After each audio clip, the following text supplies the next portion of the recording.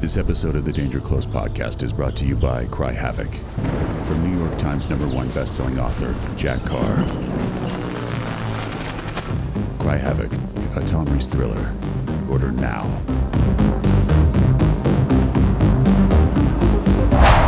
At the core, it still is me sitting down and facing the blank page. Don't get too precious about your writing process. Being a little uncomfortable isn't necessarily a bad thing. At the end of the day, you have to be in the right frame of mind, not in the right location, because your whole world is right there in front of you and in your head, and what's around you is kind of irrelevant. You could even say it's a distraction. When you're writing a novel, you have to adapt to the conditions that you sort of impose on a novel. When it's really working, I don't really feel like I'm making up anything. I'm just sort of eavesdropping on what they're saying to one another. And then you can't just say, well, I need to stick to the outline. No, you need to be true to the story you want to tell. And then I find that like a lot of the stuff I wrote early on, it's like, oh, it's not that good because I was just kind of getting to know a character, right? Now I know them. I know their voice. I got to go back and rework all this stuff to like reflect, the person I discovered. Writing is the big do-over. You just get to do it over and over until you get it just right. A book is yours, and it's as good or as bad as you can make it. What it takes to be like a writer and how you just have to like go all in. Chase the market, you'll always see its backside. Don't imitate because, the world has plenty of authors who are imitating, and when we go to a favorite writer, we go because of a tone, a personality, a worldview that is unique.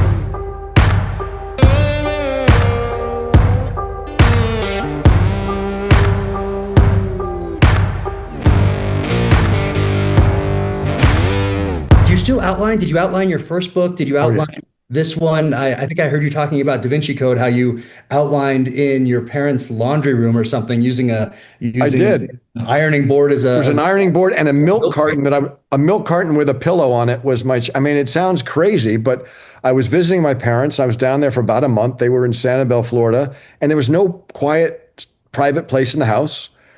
And the laundry room was the only place that wasn't occupied. And I took the ironing board and a milk carton and just set up the laptop and I wrote a 100-page outline for the Da Vinci Code. And it's funny, I saw the outline a couple of years ago. I thought, wow, like that was a huge outline. And I actually followed it. All the codes and everything were already in it. It must have been some sort of moment of flow because I don't remember a lot about writing the outline. Wow. It's incredible that you did it like that, and I love those stories. I know everyone loves those stories because they're so inspiring.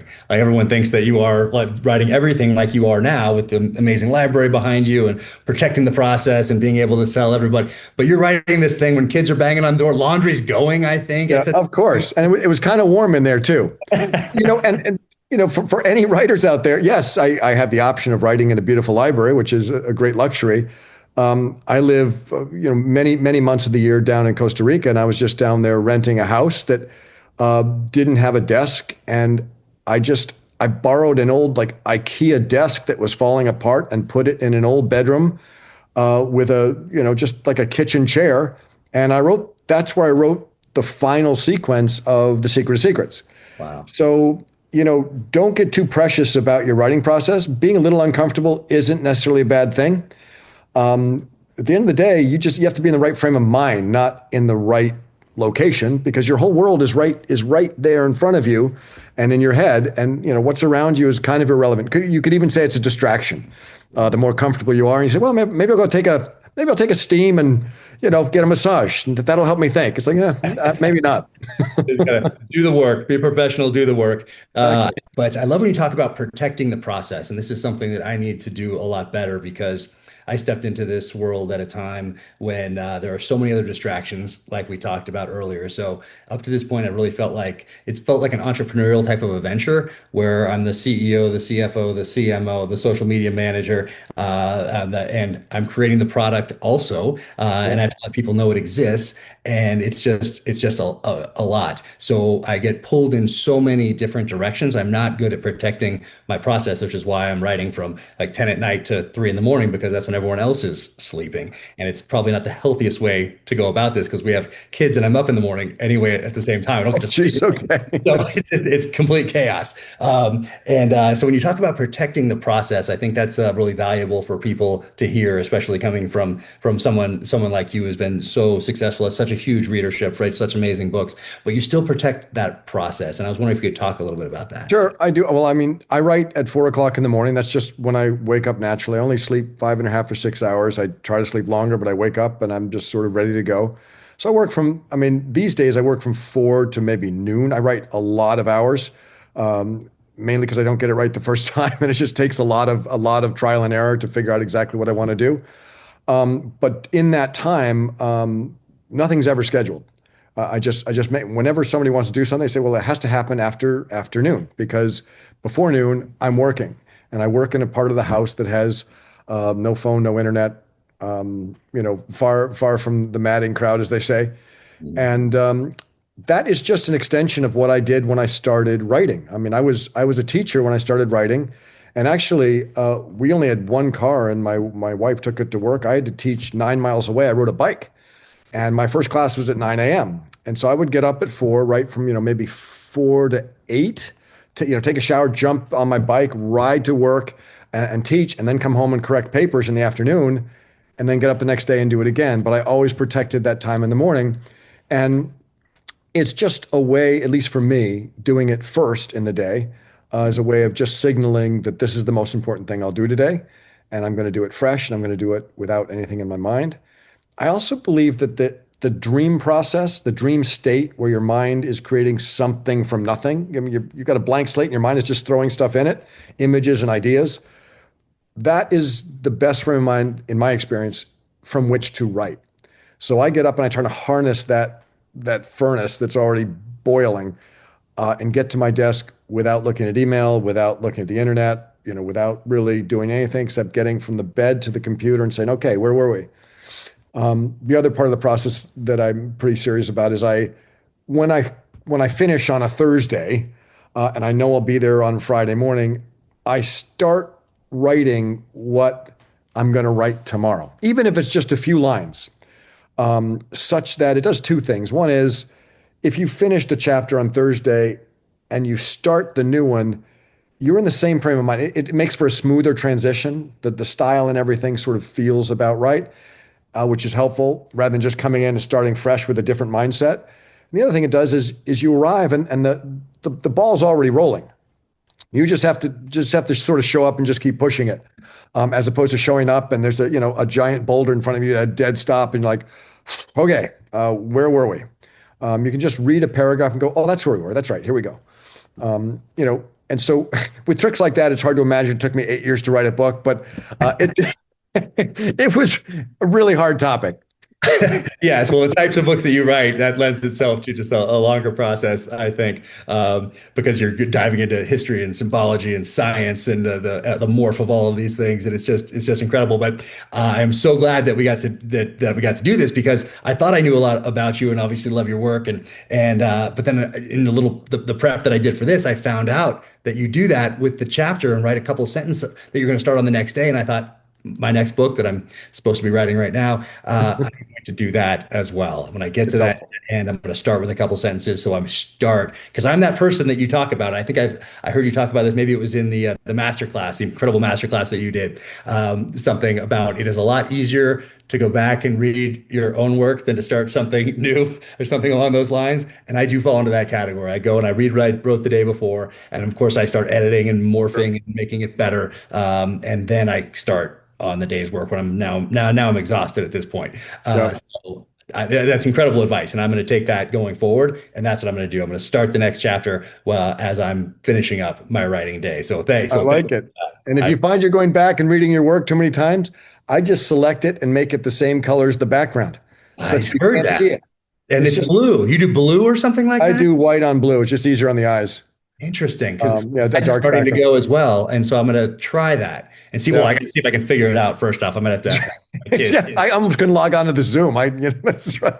So I'm going to try that as well. I love that advice. So I know growing up, you had Christmas morning. There were puzzles and ciphers and hunts and these sorts of things. And then today, these things obviously impacted your life and your writing and these amazing stories. But do you like now coming up with puzzles or solving them? And how often are you solving ones from other people, or is that part of this? Is it all part of kind of one journey? Yeah, I mean, it's all related. We love that aha moment. It's why people do, the Wordle or crossword puzzles or even just board games. We like that moment and go like, oh, that's what it is. Yes, it feels good. As you just intimated, I mean, I grew up where treasure hunts were fun. On Christmas morning, I come down and there are no presents.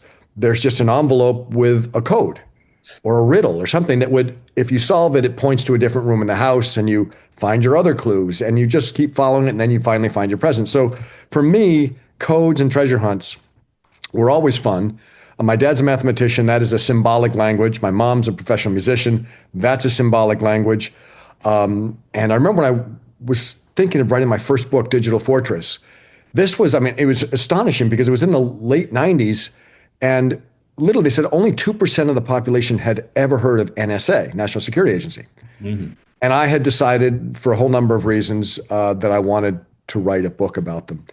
And I just out of curiosity went to my dad and said, hey, have you ever heard of National Security Agency? My dad sort of smiled. He's a mathematician. And when he graduated from Harvard, he said, I was recruited by NSA, but I came to Phillips Exeter to teach. And let me tell you what I know, which is pretty much nothing. So I read Jane Spanford's The Puzzle Palace and ended up you have it, of course. What a great book. And ended up talking to a lot of former cryptologists through anonymous read mailers through Finland. It was just sort of this crazy thing. And that's really when I thought, oh, codes. That's the reason I'm interested in this is my love of codes. And so in all of these books, and this one included, there are always puzzles to solve. And the real challenge isn't writing the puzzles, it's how do you make them relevant to the plot? Because the only way anyone is going to find a puzzle interesting in fiction is if the hero has no choice but to solve it. Then all of a sudden there are stakes, and then we're really interested. If it's just sort of a tangential, Langdon recalled this puzzle and here it was, it doesn't matter. But if there's an obstacle that has a code that you have to solve to get through it, then it's doubly fun. You get the intellectual experience of solving the code, but you also get the narrative thrill of, okay, we're moving on.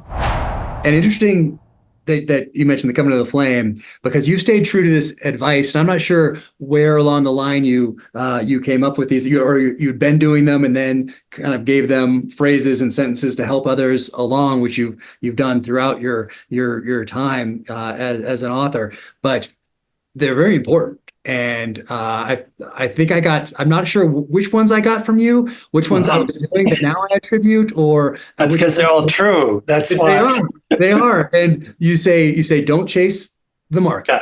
Yeah. Don't chase the market. You'll always see its backside. It's amazing how many people do chase the market or ask you questions that lead you to believe that they're chasing the market. Now, if you're in it, if you're in the tide, that's a different matter, right? I mean, if it's all going well, but if you're trying to catch up, you'll never catch up. No, I think you'll never catch the wave. Yeah, no, it's fantastic advice. And you also say, be a first-rate version of yourself and not a second-rate version of another. Yes. I love that. The idea there, this is something that Philip Class William 10 talked to me about, and Don Westlake, is, don't imitate, because, the world has plenty of authors who are imitating, and how many, when we go to a favorite writer, we go because of a tone, a personality, a worldview. that is unique. When I taught American literature, for the final exam, we're talking about American novel from like 1900 to 1945. So Hemingway, Fitzgerald, Steinbeck, Edith Wharton, Faulkner. And so I would take a typical passage from their work, but from a novel that we didn't look at. Mm. And it would be that their style, and it would probably be where they were talking about the sorts of, the passage would be about topics that were typical of that author.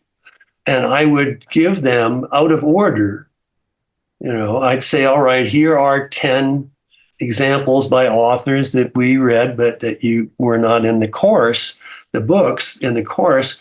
Tell me who wrote it and why you think so. And all of them would be the only one with Hemingway and Steinbeck. Sometimes you can see there's a little close there, but you can't confuse Faulkner and Steinbeck, or Faulkner and Wharton, or Fitzgerald, or anybody. And so, you could be wrong about the identification, but you could be right about why you think so. Because, as I said, Hemingway and Steinbeck, it's a little slippery there in terms of the style. And that was my favorite exam. And so, what we're talking about here is authors that are one of a kind. And you can't imitate them, although people try. I mean, there are people trying to imitate you, for example. But it never works.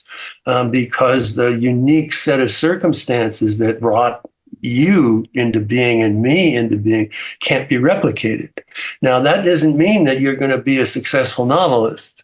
It just means you'll be true to yourself, because a lot of it depends upon the market, depends on what's happening in our culture, the preferences of agents and what have you.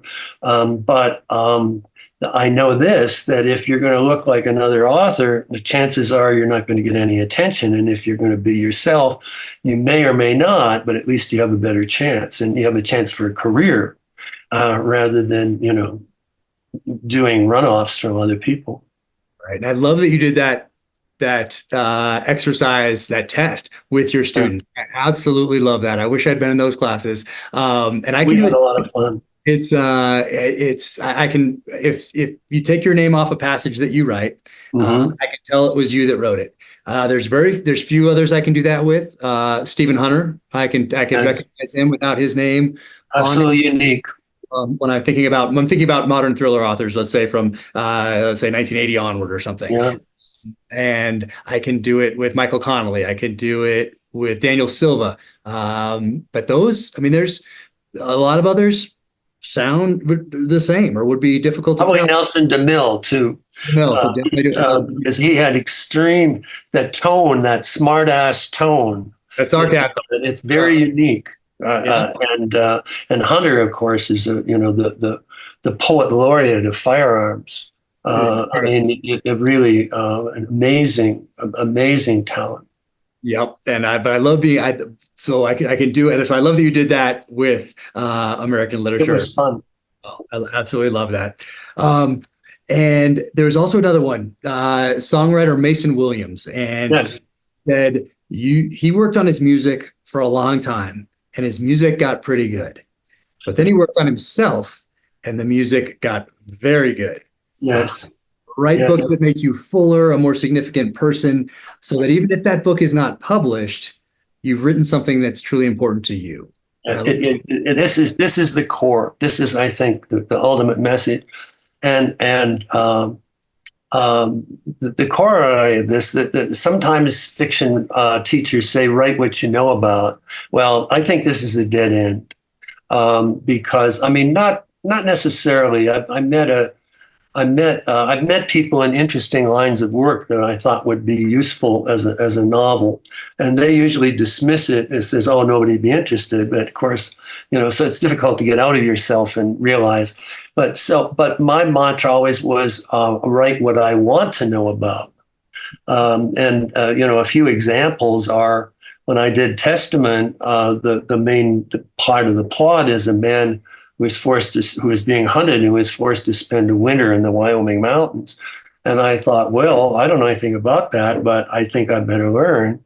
So I went to the National Outdoor Leadership School in Wyoming and lived for 30 days above timberline in the Wyoming mountains with it was a course. I wasn't there by myself. I'd have been dead. Or when I did the Shimmer, which is about these real life mysterious lights outside Marfa, Texas. They've been there for as long as people have been observing them.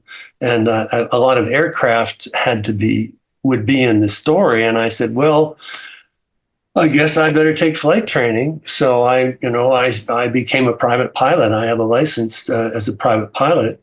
And, to get that, and it was so exciting, or with firearms, you've been, that's part of your heritage. But with me, I'm as a civilian, but I've had some serious firearms training because I knew that if I was going to write about it, I didn't want to look like an idiot. And, and I'm very comfortable with, I haven't fired in a long, long time, but I'm very comfortable with firearms and understand the mind that's required in order to deal with firearms, as of course you do. You're a master, and so there were. And then with the Victorian books, wanting to escape from my grief for Natalie, I said, I'll write some Victorian books, but I want to believe I'm there. So I have to my right here. You can't quite, I guess you can. All these shelves here, top to bottom, are my Victorian books. And then I made friends with Victorian scholars so that we could. It was kind of funny because one of them was a really good crime novelist, Judith Flanders, wonderful crime novelist. And she said, well, let's make a deal. You tell me about firearms and all that, and I'll tell you about what they wore in 1854. It was a great trade. But it was the research, although I did go to England, but the research wasn't so much hands-on as being, as to wanting desperately to learn something, the passion, which is something that you've been alluding to as well. Yeah, that passion and the heart that comes from a good story. And something I was doing that then you put words to is that you would write a letter to yourself. Yes. Is this worth the next year and a half of my life? And I was doing something similar before I heard you articulate it like that, in that I was writing this one-page executive summary, maybe 2 paragraphs, 3 paragraphs, whatever it would be. But is this interesting to me? I was asking that if I was to see this or hear this as let's say as a voiceover on a film in 1985, would I want to go see this film? If I used to get this book and to read that as I walk through the airport and read that description on the back, is that going to be something that's worth time I'm never going to get back? Yes. As a reader, and you were doing that long ago, and you put words to it. So now I think of it in those terms.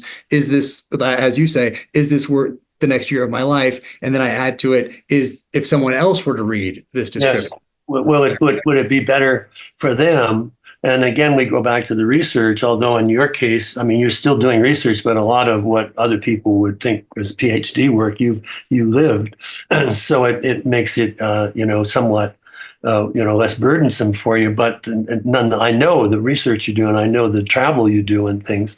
But it's all, I knew an author who bragged about not doing research. It was on a panel. He said, why are you going on about research all the time? I don't do any research, and it was all I could do because I'm Canadian. It was all I could do to say, yeah, and your books look like you don't do research, but rudeness isn't in my DNA.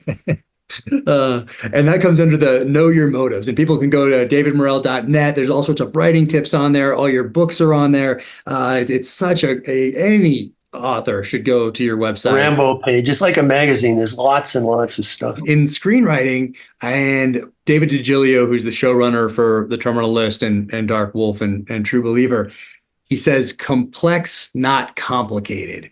And when he said that, I thought, and it's something that you say as well. But I think about that because some of the plots get a little complex, but in front of my mind is complex, not Not complicated. complicated. There's a famous line. Billy Wilder is one of my favorite movie directors. I have it right here. Yep. You have it? I have it right here. The importance of clarity. And the great film director Billy Wilder once asked if he likes subtlety in a story. He answered yes. Subtlety is good as long as it's obvious. I love it. It's fantastic. It's good as long as it's obvious. Well, my wife, who is my best reader, says, I say, how is this doing? I'm showing my stuff, and she says, well, it's a little unclear. So clarity is everything. If you can't, you can be complicated, but people have to understand the complication. That complication doesn't mean abstruse. It just means that we have many, many levels here, but we have to understand it. So clarity, I think, is along with emotion, are absolute essential. And this is on your website too, for all authors out there to go and spend some time on that website, davidmorrell.net. And this under clarity as well. The same thing can be said about complexity and simplicity. Some stories are so complex that it's frustratingly impossible to understand them. But other stories, like Wuthering Heights or Bleak House, are complex in a way that we don't find difficult to understand and that we actually find enjoyable because of the complexity. Mm-hmm. Conversely, Hemingway's famous simple style is, in fact, very complex. Yes. What really matters is whether something is clear. Did I write that? You did. Damn, that's pretty good. Not bad. Isn't that funny? Over the years, you forget what you've written. I'm hanging on my wing, saying to myself, "Well, where am I going to go wrong?" There's a Neil Simon quote that I like to invoke too. Neil Simon, he might not have written the greatest plays in terms of The Death of a Salesman, but he was a fine playwright, and he tapped into our culture in a way that I don't think gives. That people give him enough credit, but he wrote 2 autobiographies, sequential ones, and in one of them he goes to a writers' conference. It's actually a workshop, and it's a playwrights workshop. The guy says, the student says, I know I have a second act problem. He says, but I think I hid it enough that nobody will notice. And Simon says, it's words to live by. He says, not notice, even when it's good, it isn't good. It always can be better. So, the sort of thing we're talking about, you just keep trying, how can we do this so it's even better. Well, yeah, I love that. And even when it's good, it isn't good. I know. You can always, writer's mantra. I mean, you can hold on to something forever. Make it better by unfortunately, yeah. And make it better by a degree. But eventually it's got to see the light of day. Just like today, you can pretty much study how to do something until the end of time with the internet. Yeah. Eventually you have to execute. Eventually you have to actually do that thing that you're studying, take that risk. And we did talk about emotion earlier, but in evoking emotion, and you write this as well on your website, Hemingway spoke about a story's sequence of motion. Yeah. Tell me a little bit more about that. Yeah, and this James M. Cain, an author of a wonderful book called The Postman Always Rings Twice, which has one of the great first sentences, "They threw me off the hay truck around noon." You've got to read the next sentence. Who was this guy? What was he on the hay truck? Why did they throw him off? Cain called that the algebra of storytelling. And what he's talking about is that in a plot, we have certain scenes that in a sequence will establish where we need to go in order for this character to feel something. It's a version of, I have a friend who talks about unpacking sentences that are too complicated. Well, often our plots are too turgid, they're too crammed. And often a scene that isn't working just needs to be unpacked. So we need to have this element explored in a scene, this element explored, so that when we get here, we know all that led up to here. So Kane talked about storytelling as A, B, C, D, E. One section, one section. It's really pretty obvious when you explain it, but some authors overpack a scene when it can be. We need a little bit of that earlier, so we don't have to go through all this torture here for us to understand, and then it'll be obvious why this is happening. And so I remember I was showing some material that I'd written to somebody, and he knew the basic thing that I wanted to accomplish. He says, "Boy, you sure got a lot out of that. You got 30 pages out of it." And I said, "Yeah, because in order to get there, I had to do all this in order to make that happen. Without it all had to be essential." So basically, sequence of motion. In fact, if you put the sequence in a lot of ways, it's like a movie sequence. You put the sequence in the right order, and you're going to get the emotion you want. And you don't have to describe the emotion; the reader will feel it as it builds up. For over 22 years, Bravo Company has been trusted by professionals who go into harm's way. Because failure is not an option. Built to the highest standards, BCM rifles are made for those who demand reliability, precision, and grit. No gimmicks, no shortcuts, just tools forged for the fight.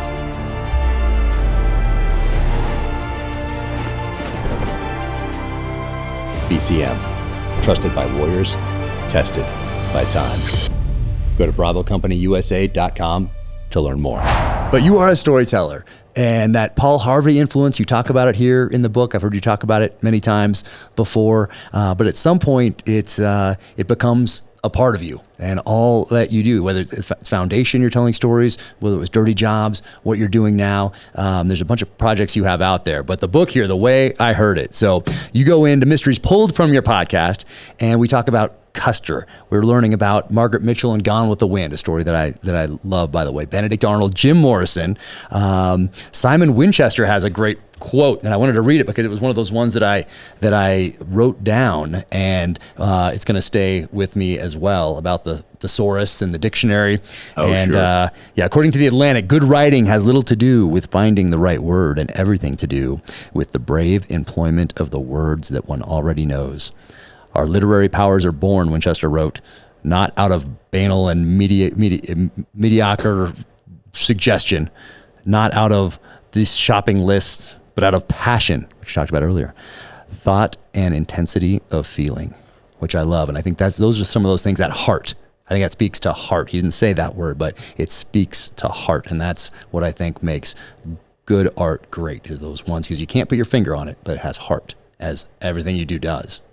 The reason I wanted to include that quote in there, it's a smaller part of a larger story about Roget and the thesaurus and what it took to create this compendium of synonyms.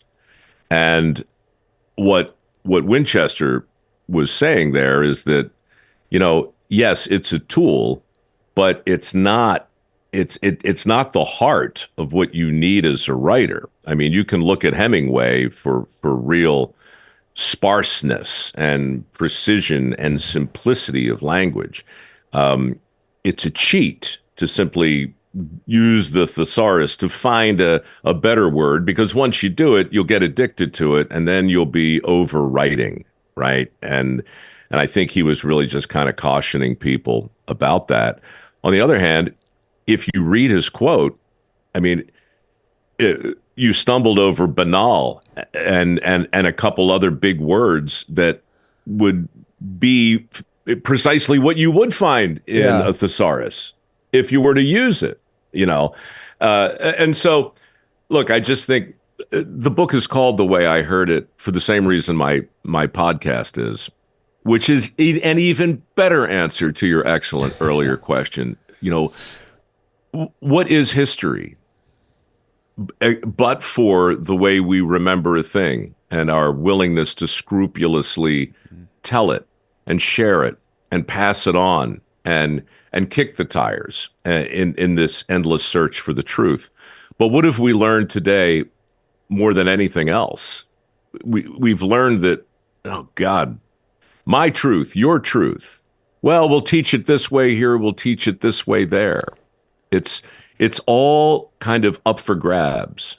And so, to talk about history in a way that feels and sounds certain, that's a thing that worries me. And that, I hope I didn't do it in this conversation, because it's so tempting too when we believe a thing and when we've learned a thing and when we think we know the thing, then we just embark on this journey of persuasion, and whether or not it's rooted in genuine truth or not, that seems to be the great struggle of our times right now, is to truly try and understand to what extent, if any, the 1619 project deserves to even be looked at, or should it be dismissed out of hand, and then just fill in the blanks with every other headline, whether it's a drone or new stats on immigration or new stats on, the thing that is most important to me, which right now is 7 million able-bodied men choosing not to work.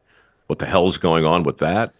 $1.7 trillion in student loans on the books, 8 million open positions that don't require a 4-year degree, and here we are still pushing kids into this same miasma of tautological madness. What are we doing?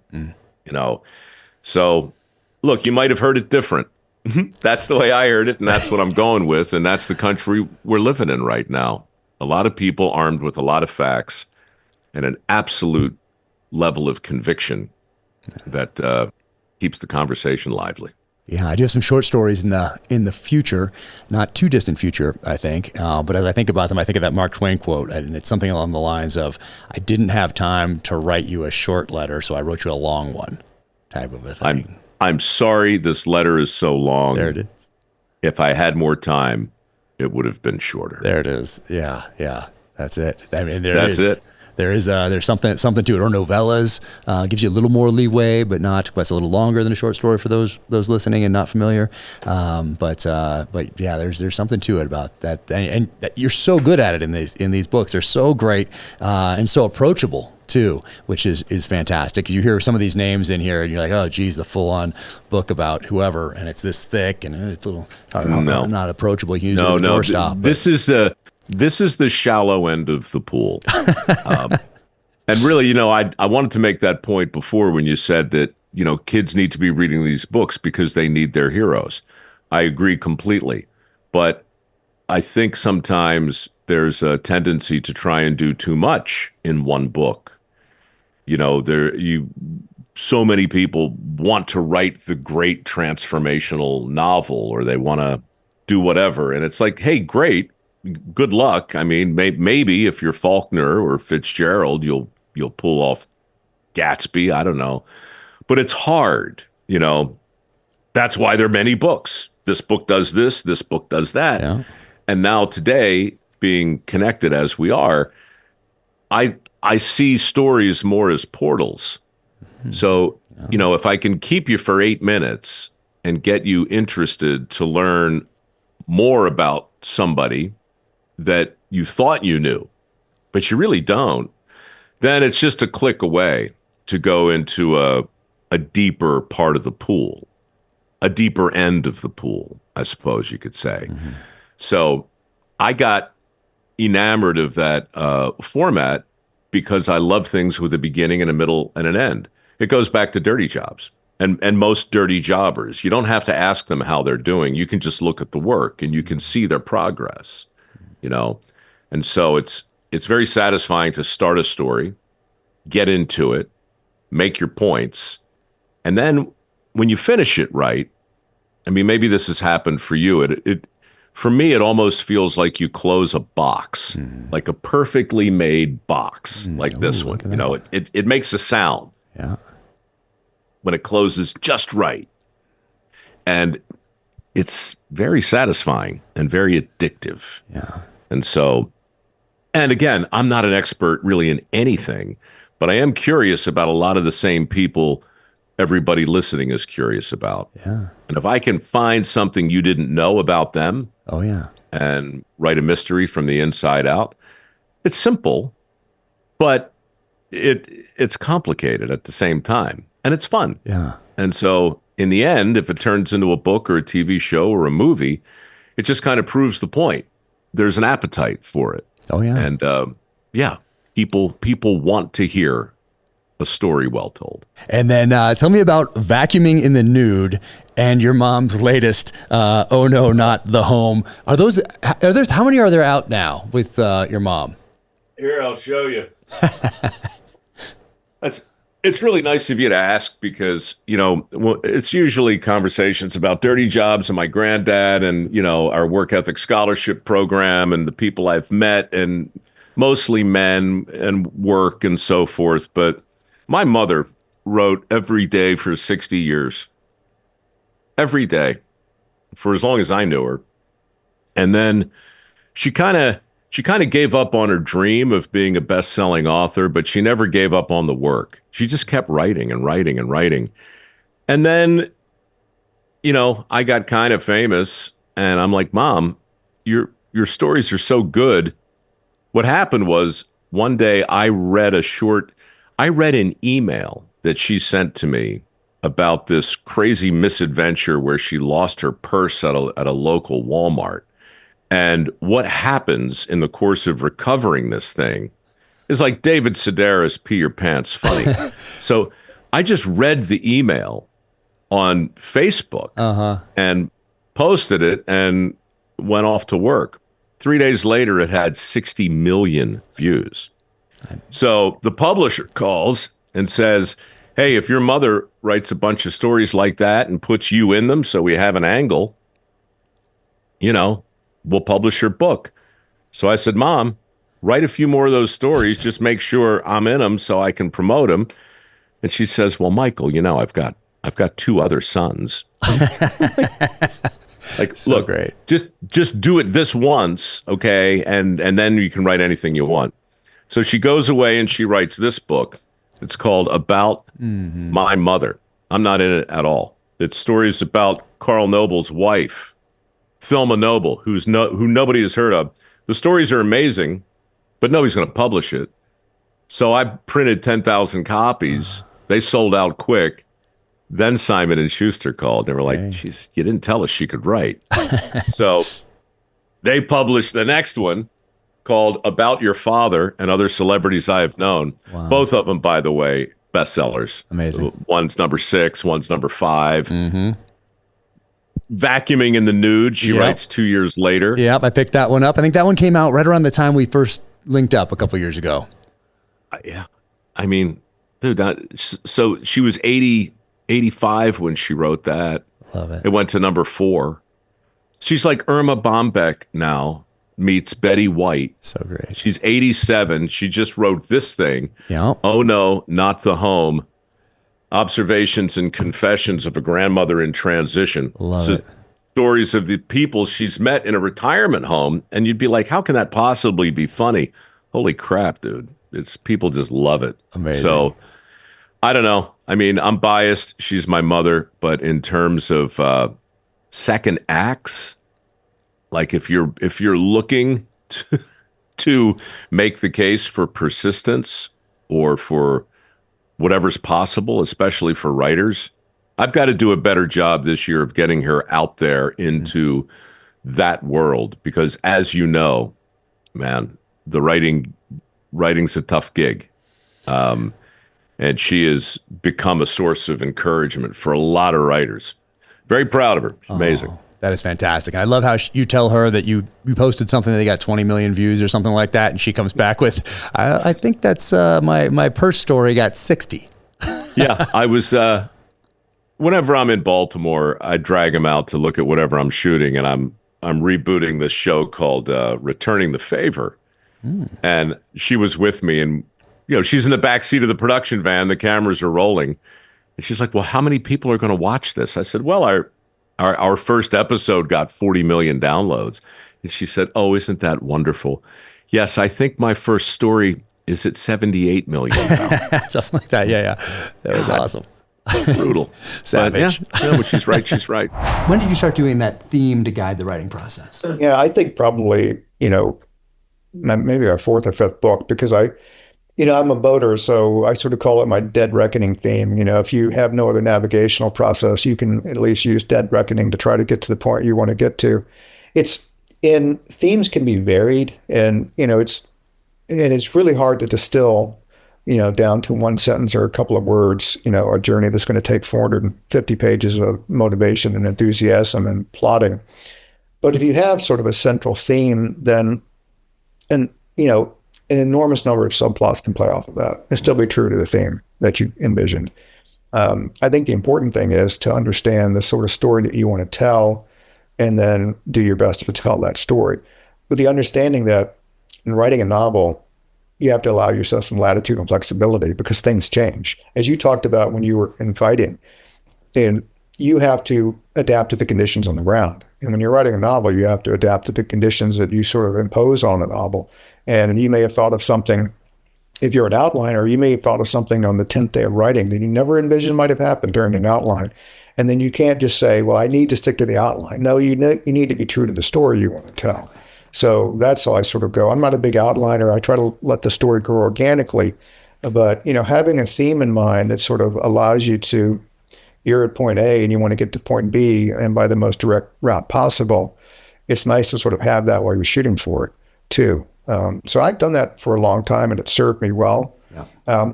I meander a lot of times in my plots and stuff just because I like to turn left when I'm supposed to turn right because I like to see what might happen if I went the wrong way. But guess what? There's absolutely nothing wrong with that. I love it. I absolutely love that. And so for here, as I was reading this, I thought it's humanity and hope is what came to mind. And I didn't know if that was either a theme you were thinking of or maybe something that you hope people would take away from it or... Absolutely right. I mean, so much of what debilitates us as a society now is that we seem to focus on the negative all the time.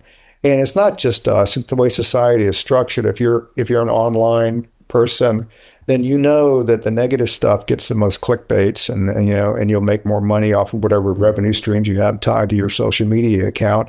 That's great for you. It sucks for the rest of us, quite frankly.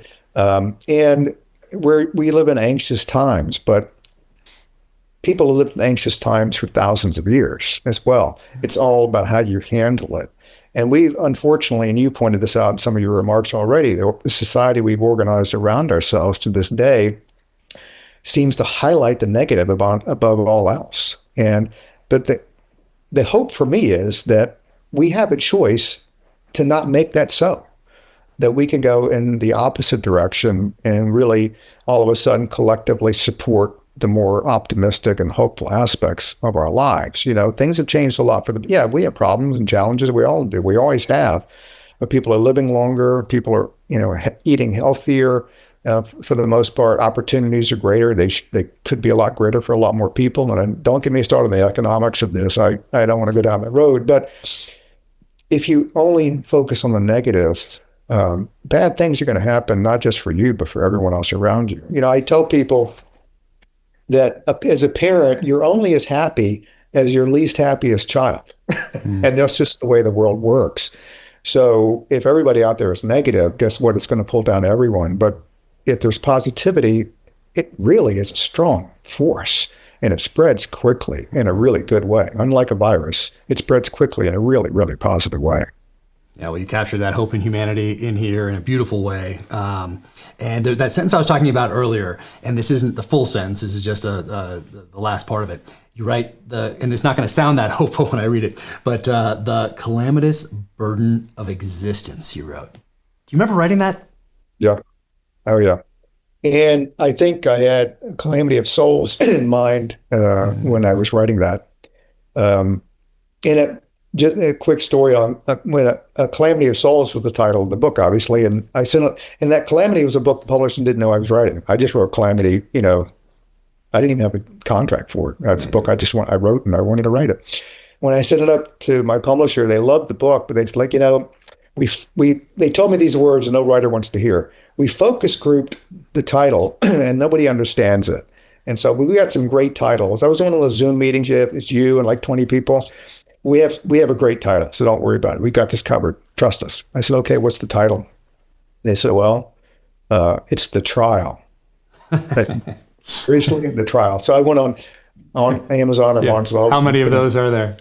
Like 487. So, and I put in a Calamity of Souls, 0. And I said, no, we're going to have a Calamity of Souls. So the book came out, hit number. I mean, it was a great bet. They're super pleased with how it did.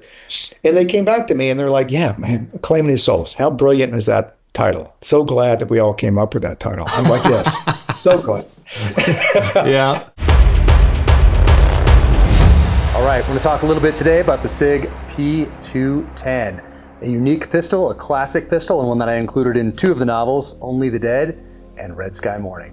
The 2 passages that I'm about to read feature conversations between Rafe Hastings and James Reese. And in creating these characters, I needed to differentiate them in a variety of ways because they're both about the same age, they were both in the SEAL teams at the same time, and would have similar experiences downrange. So one, I gave a background with a father who is a SEAL and a grandfather who's also in Naval Special Operations. And for Rafe Hastings, I gave him a family lineage in Rhodesia. But I also differentiated them by what they prefer to carry. While Reese is more of a modern Kydex holster, striker fire pistol type guy, we have Rafe Hastings who's more of a 1911 guy, 45, leather holster, leather belt, and hence the difference between both of these characters. And when Reese gets his P210 in Only the Dead, he has just been released from prison. Rafe Hastings picks him up. Rafe Hastings, of course, is a 1911 guy. So he gives Reese something more akin to a 1911 than, say, a striker fire auto-loading pistol. And here's their conversation. Rafe opened the Tuffy console between the seats and handed Reese the holstered pistol. Reese pulled it from its leather, ejected the magazine, and tucked it under his leg before pushing down a manual safety on the left side and racking the slide rearward. A round ejected, which Reese caught. He then locked the slide to the rear and confirmed the chamber was clear. Yours? Reese asked. It is. It's a SIG P210, customized by Bruce Gray. Where's the red dot on this thing? Reese joked, twisting it in his hand as if searching for a modern reflex optic. His friend ignored the comment. I know you can't handle the recoil of the 45 in my 1911s, hence this 9mm, Rafe smiled. And I know how much you enjoy rich kid shit that someone else pays for. You do have me there. Bruce only built a few, so try not lose it, or break it, or get it confiscated by the federal government. Don't you worry, Reese said. Mind if I dry fire it? Be my guest. Reese checked the chamber once more and rode the slide home out of respect for the gunsmith who had painstakingly customized the classic SIG pistol. He then rested his right thumb on the manual safety as he slowly pressed the trigger to the rear. That's nice. I might have to get one of these with your dad's credit card. I don't think it's expired yet. Rafe smiled and shook his head. Reese reinserted the magazine and racked the slide back once again, letting it slam forward to chamber a round. He then pushed up the manual safety, ejected the magazine, and pressed the round he had just caught moments earlier back into the top of the stack before reinserting the magazine and pulling down on it to ensure it was properly seated. That's Only the Dead, of course. James Reese gets into a couple gunfights with this later in the book when he is not disposing of bad guys with the tomahawk. And then the P210 makes another appearance here in Red Sky Morning, book number 7. You still carrying that P210, Rafe asked? As long as I keep out shooting you on the range with the P210, I'm gonna stick with it as my daily carry. I thought I recommended you switch back to your 365X macro. I should, but I've grown to like the feel of the 210. There is some history there, Rafe confirmed, but it's only got 8 rounds. 10. It's the Bruiser Industries Bruce Gray edition, plus 2 base pads on the magazine. They made another one for me. Did you tell them you'll probably lose it or break it within the month? Good point. I should have gotten 2. 2 is 1, as they say. I've heard that somewhere before, Reese said. P210, classic pistol. SIG's made a few over the years. This was a compact carry they made a few years ago. This was a commemorative edition they made a few years ago. And this is the P210 Target that is currently available. That's nice.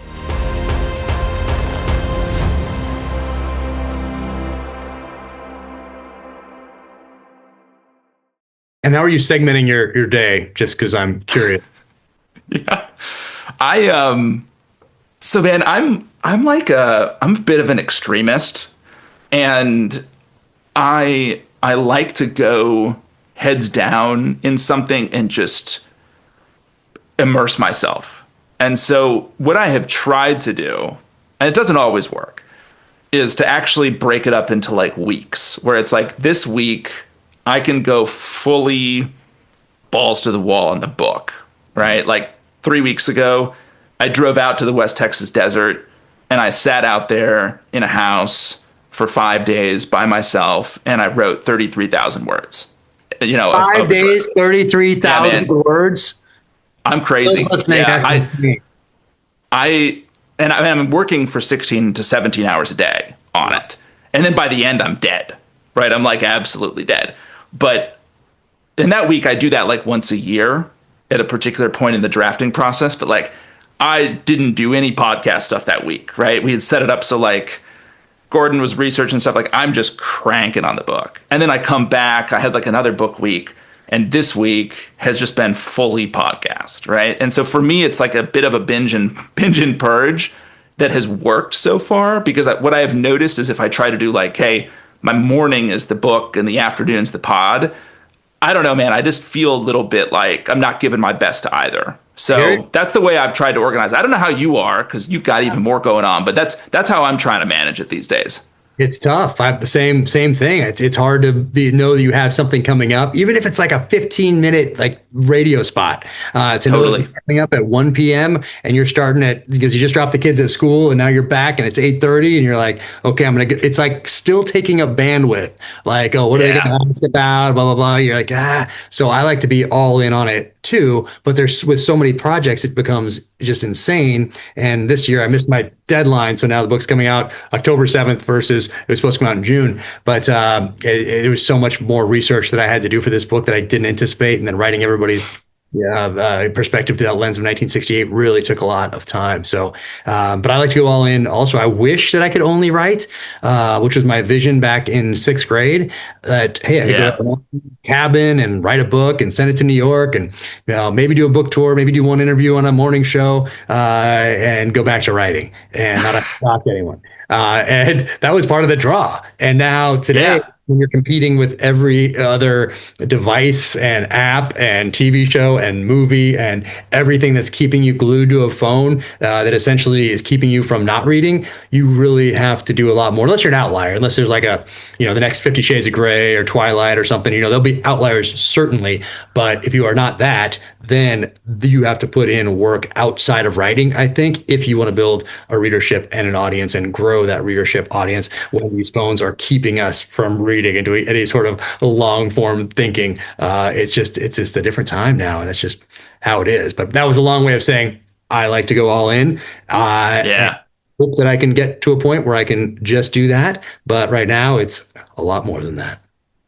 I mean, I also think like what I have to remind myself, even in the weeks where I'm doing the pod, is I think the centerpiece of my stuff is continuing to put words down on paper in the novels, right? Like that is, everything else sort of swirls around it, right? And there can be times and seasons where, like I gotta, right now I'm writing these Kennedy episodes, and like I've got to devote myself to those to get them done, because the pod is like, number one, I love it, and number two, it's like a great way to kind of build, there's people who listen to the pod who are like, oh, I'm going to check your books out and vice versa, right? So I got to do it. But like at the core, it still is me sitting down and facing the blank page, like getting that book out and developing those stories. And from just a commercial standpoint, that IP is like, that's the critical piece. And so I can't lose sight of that. And it's increasingly tough, it just is. It just is. Yeah, the more demands, and then you throw the personal stuff on top of there. You have to juggle everything else. It's a lot. But I look at it as, in military terms, as the books are the main effort, and everything else is supporting effort to that main effort. So even the TV shows, podcast, merch, blog, website, socials, like all those things fall under the main effort and support that main effort with their individual. That's right. Because where does it all come from? It all comes from the books, right? Like at the end of the day, you drill down, and that's. Hello, I'm an author. I'm not a podcaster. I'm not a business merch guy. I'm not, a blogger, whatever. I am an author, and I write these novels. That comes first. But today, you got to do a little more to support that effort. And that's just how it is. But yeah, if I could get to a place where I think I just need to get a little more efficient with my day and time and structure and processes in place and some people to block for me a little bit more and all that stuff. That's the next stage. But working towards that right now because writing. Well, let me know if you figure it out because I have not. I tried to like figure out ways to get more efficient with my drafting this go around on the fifth book, which I'm writing now, and like. Man, it's like a mysterious process, man. It doesn't, if I try to apply like my old management consultant hat to it and look at it and be like, how do you kind of make this thing more efficient? It's like, what would McKinsey say? I don't know. The story kind of comes out as the story comes out. You find characters and, when you find characters, like it doesn't really, I could put together some stupid Gantt chart of like how I could make the process more efficient, but like it doesn't work. Like I find that it's just like that. I've got a right to discover the book, and it's like an inherently inefficient process. I don't know. I have no better idea. I throw a lot of stuff away as a result because I write a ton to like find the book, find the characters, find their voice.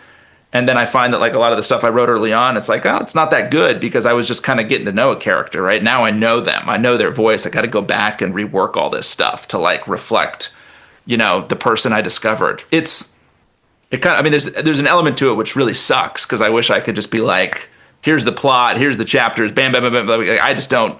I don't work that way. I have struggled immensely anytime I've tried to systematize it or even do a basic outline, man. I'm hopeless. I do outline, so I come up with the one-page executive summary, a theme, and a title. Like those things are first, and then I read that one-page executive summary, and I ask myself, is this story worth the next year and a half of my life? And then I read it again if the answer is yes, and I say, if someone was walking by a Hudson News and was to pull this off the shelf and read this on the back of a paperback or open the hardcover and read it there on the jacket, would they want to spend time in these pages that they're never going to get back? And if the answer is probably, then that's the next project, and I turn that executive summary into the outline, and then I go forward from there with the narrative. But I don't yet know the characters unless they're recurring. So I'll know that, so-and-so is head of the KGB or the GRU or someone's a major Nas or whatever. And I know if they're good guys or bad guys or maybe some indifferent ones, whatever. So I'll have the characters, but I don't yet know them until I put them in dialogue.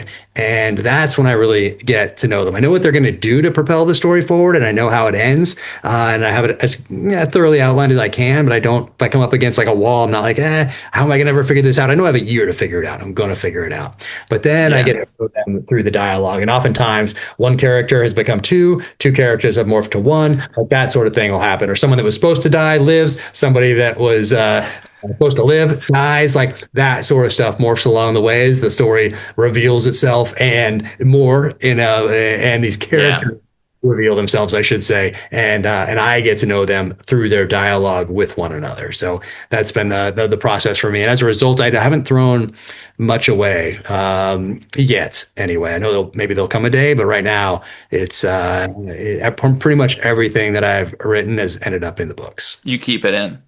Yeah. That's incredibly discouraging to me, Jack, because I'm throwing away a tremendous. If my editor is listening, I'm absolutely not throwing a lot away, and it's a perfectly efficient process. But I think I've thrown away 30 to 50%. Oh my gosh. Yeah, man. Like it's not great. Like, and I just don't. I don't know. I have not come up with a better way. Every time I sit down to start writing one of these, I'm like, man, this time I'm going to this is going to be the time that I fix the process. And, it doesn't work. But the screenwriting is interesting because it's a team effort. Yep. You're exactly right. I mean, a book is yours and it's as good or as bad as you can make it. And I mean, I've been involved in bits in Hollywood here and there, and yeah, I mean, look, there's a few people, right? If you're J.J. Abrams, you get what you want. It's going to look exactly like you want it to look. But for almost everybody else, there's compromises involved. As you say, compromises with, the actor gets to, have a say. The director has a say. The other writers have a say. This has a say because they're cutting the checks, right? So you have to be willing to do that. I actually, that part I did not mind and do not mind. It's really just that I think there's something that really great screenplays have that, or screenplays that get made have, that is hard to describe. And there's like 100 writers who can do it in the world. And maybe it's something that I would have been able to do if I'd set my mind to it entirely. But I don't think I ever reached that level. I think I wrote scripts that were fine and like could have gotten made, but there's something about the ones that do get made where they just pop off the page in this way that's hard to describe. And it may be the dialogue too, because one of the things that I always thought about as a novelist is, look, as a novelist, you can succeed and write a great novel in any number of ways, right? Your novel can have great descriptions. It can have great language. It can have great dialogue. It can have, a truly unexpected plot twist. It can capture a small world or a big world. There's so many different things you can do as a novelist. But if you're a screenwriter, if you can't get dialogue right, really right, you can't succeed. And if you can get it really right, you have a huge advantage. And I mean, I thought my dialogue was good, but it isn't that magic that some people have, if that makes sense. I love to hear you talk about your characters. It's just different than other authors do. I've always admired it. Well, I guess I'm sure Jamie asked me this question last night. Do you think your characters are real? Are they real to you? And the answer is yes. I spend more time in their world than I do in this world. And so, yeah, I mean, it's, I don't know if I tried to explain this to Scott Simon once during the interview on NPR. And when I finished trying to explain how real they are to me, he thought I should seek medical attention. that like, we know when it's really working, and maybe you have this as well. When it's really working, I don't really feel like I'm making up anything. I'm just sort of eavesdropping on what they're saying to one another. Yeah. I try to visualize the scene. I never write a scene without sitting with my eyes closed or laying in bed at night and thinking it through, and then trying to write down what I saw and heard. That's how I do it. And when I just close my eyes and listen, I can sort of hear the scenes. I can hear what they're saying to one another, and I just try to write it down like a stenographer. So that's when it's working for me, where the magic is happening, and that's why that does seem very real. And I that's why I refer to them as real. That's why they seem real. And where do you stand on that? Did you see them, feel them? I do.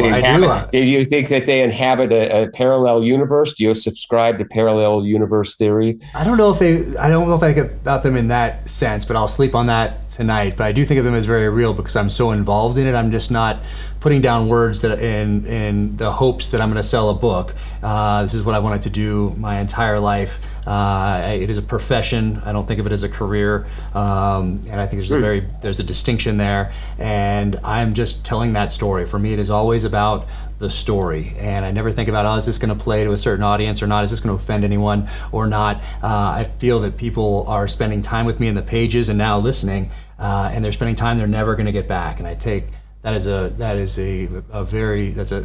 something I take very seriously, a responsibility I take seriously. So it's a good way to put it.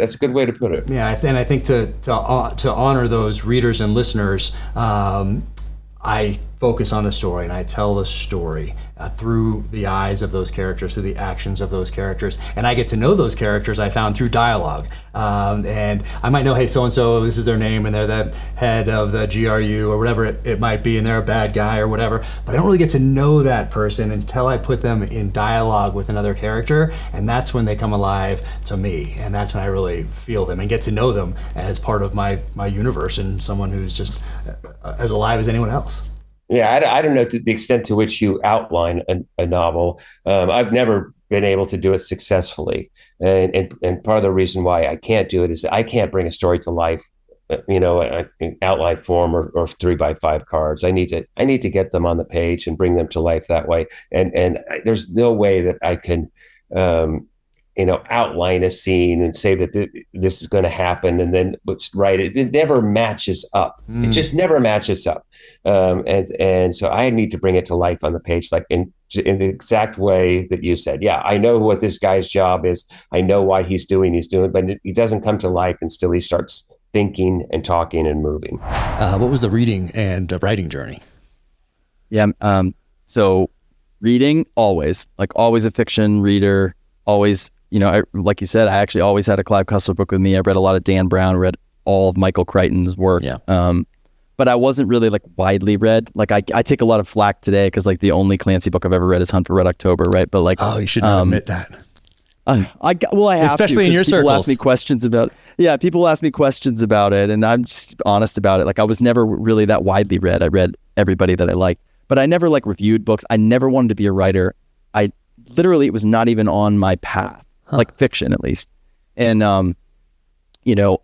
so I got out, and when I got out, once I stopped being on all the time, my adrenal system started calming down from, just flying every day. Cause, even when you're flying home guard, it's still the same helicopter that doesn't pick and choose when it's going to break, and, weather and the aircraft and circumstance are all colluding against you constantly. So, you're just always on, even on a Tuesday, at home.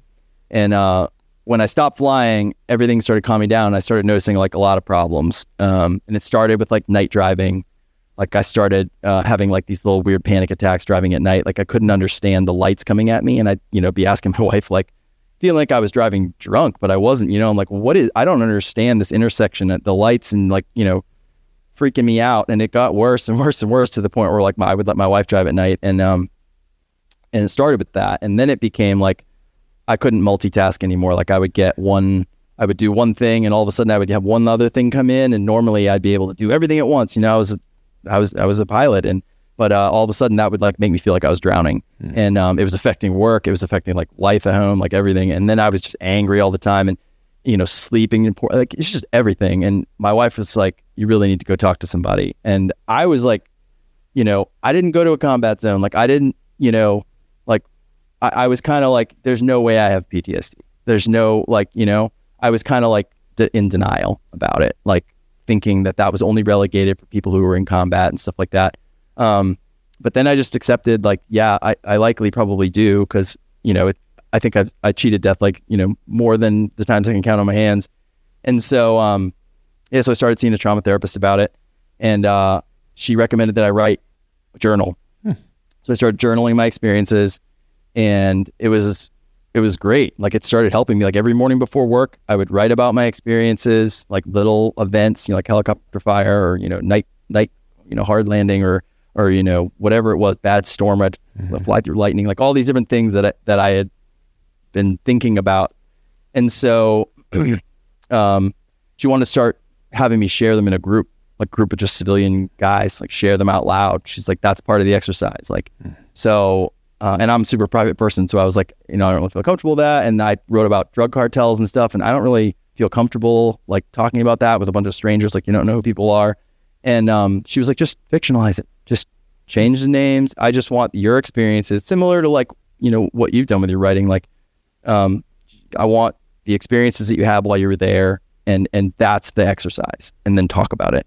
So I did. I changed the names, places, and I started writing about it. And so I was essentially writing little short stories and then talking about them. And but I still didn't want to go write fiction. It wasn't even on my radar. I started. I was thinking I was going to do nonfiction because I had a master's in history, and I was like, okay, I dust off my old thesis, and maybe I'll do a nonfiction book. I'll put this writing to use. And I started doing it, but it wasn't the same cathartic feeling of getting in the zone, almost meditative, right? And writing. And then ironically, this is why it's so cool for me to be on your show, is because I saw you. So I actually saw Annie Jacobson on Joe Rogan. It was episode 1299, I think. And they were talking about what it takes to be a writer, and how you just have to go all in. And that really spoke to me, because at that point I was lost. I wasn't in a job that I wanted to do. My career had been taken away from me. And I was really just, so like socially, like I just didn't feel like myself anymore. And I was like, you know what? Like, I think I'm going to do that. Like I can do that. I need a focus. This writing thing is helping me. I'm going to do that. So that's when I started kind of thinking about that nonfiction book. But then I saw you on, this was the first time I'd ever seen you on in April of 2020. So I don't remember what episode it was, but April 2020, you were on Joe Rogan's podcast. Yeah, it was first time. Yeah. Yeah. And I didn't know who you were. I didn't know anything. And I was watching this or listening to it. I can't remember. And I'm like, wow. So here's this Navy guy. So like I resonated with that.